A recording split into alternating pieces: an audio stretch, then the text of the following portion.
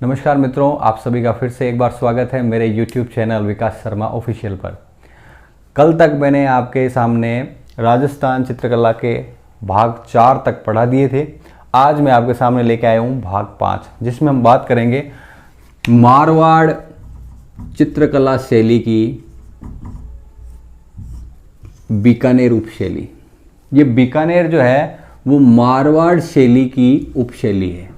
ठीक है, मारवाड़ के अंतर्गत ही हम पढ़ाई करेंगे इसकी। देखो, बीकानेर शैली एक बहुत ही प्रसिद्ध हुए थे राय सिंह जी। राय सिंह जी के समय ये शुरू हुई थी बीकानेर शैली, और जब शुरू हुई तब इनके सामने राय सिंह जी के समय पे भागवत पुराण का चित्रण किया गया। सबसे पहला जो चित्र बना था बीकानेर शैली में वो क्या था? भागवत पुराण। भागवत पुराण, ठीक है। उसके बाद में देखो, आपसे पूछा जाए कि बीकानेर शैली का स्वर्ण काल वो किसके काल को कहा जाता है, तो अनूप सिंह जी के काल को कहा जाता है। ठीक है। इसके बाद में बीकानेर शैली में मुख्य रूप से हम 2 प्रकार की चित्रकला पढ़ेंगे। ठीक है। पहली है उस्ता कला। बहुत बार सवाल आया है कि उस्ता कला कहाँ की प्रसिद्ध है, तो साहब बीकानेर की। अब आपसे पूछा जाता है कि ऊंट की खाल पर चित्रकारी करना क्या कहलाती है? उस्ता कला। ठीक है, ऊंट की खाल पर की जाने वाली चित्रकारी क्या कहलाती है? उस्ता कला। कहाँ की प्रसिद्ध है? बीकानेर की। ऊंट ज्यादा बीकानेर में ही। ठीक है। अब देखो आप, अनूप सिंह का बहुत बड़ा रोल था किसके लिए? उस्ता कला के लिए। क्यों है कि देखो, इन्होंने एक तो अली रजा और रुकनुद्दीन उस्ता कला के ये उस्ताद कारीगर थे। ये कहां से बुलाए थे? लाहौर से। लाहौर से इन दोनों को बुलाकर ऊंटों पे क्या करवाई थी भाई? उस्ता कला। किन्होंने बुलाया था? अनूप सिंह जी ने। ठीक है। 2 कारीगर बुलाए थे। कौन थे? अली रजा व रुकनुद्दीन। किसने बुलाए थे? अनूप सिंह जी ने। और किस लिए बुलाए थे? उस्ता कला के लिए। ठीक है। फिर साहब, बहुत ही बार सवाल आया हुआ है हिसाबुद्दीन जी के बारे में कि उस्ता कला के पद्मश्री विजेता, यानी इनको पद्मश्री मिला था उस्ता कला के लिए। किसे? हिसाबुद्दीन जी को। ठीक है। कैमल हाइड ट्रेनिंग सेंटर, आपसे पूछ लिया जाए ये कैमल हाइड ट्रेनिंग सेंटर कहां है, तो ये आपका है बीकानेर। यहां पर क्या किया जाता है? उस्ता कला सिखाई जाती है। ठीक है। अब पहली हमने पढ़ ली उस्ता कला, दूसरी है मथेरना कला। मथेरना कला, मथेरना में क्या है? देखिए आप, इन्होंने बीकानेर महाराजाओं के चित्र बनाए। अब महाराजाओं के चित्र बनाए कहां पर, वो देखो आप। जब कभी भी अपने जैसे मकान पे प्लस्तर होता है ना, तो गीले प्लस्तर पे ही ये चित्रकारी की जाती है।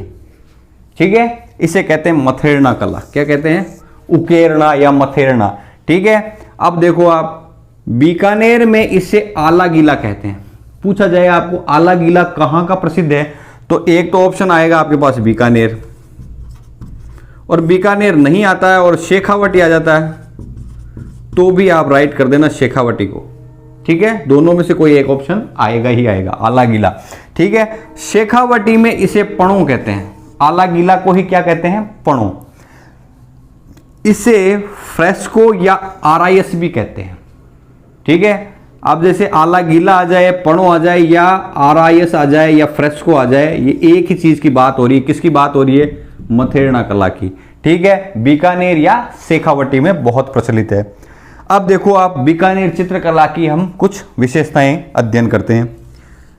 इसके अंदर देखो, बैंगनी, स्लेटी और बादामी, इन रंगों का ज्यादा प्रयोग किया गया। बैंगनी, बादामी और स्लेटी रंगों का अत्यधिक प्रयोग होता है। भागवत गीता, कृष्ण लीला, घुमड़ते हुए बादल और मुगल शैली का प्रभाव दिखाई देता है इस चित्रकला शैली में। किस चित्रकला में? बीकानेर चित्रकला।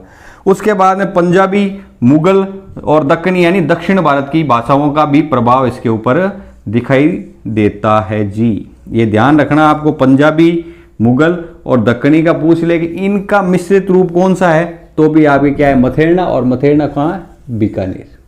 ठीक है जी। इसके बाद में देखो, हिंदू देवी देवताओं के चित्र मुस्लिम चित्रकारों द्वारा बनाए गए। किस शैली में? बीकानेर शैली। ठीक है। अब इसके बाद में देखो, इन्हें हिसाबुद्दीन जी को उस्ताद कहते थे। उस्ताद क्यों कहते हैं?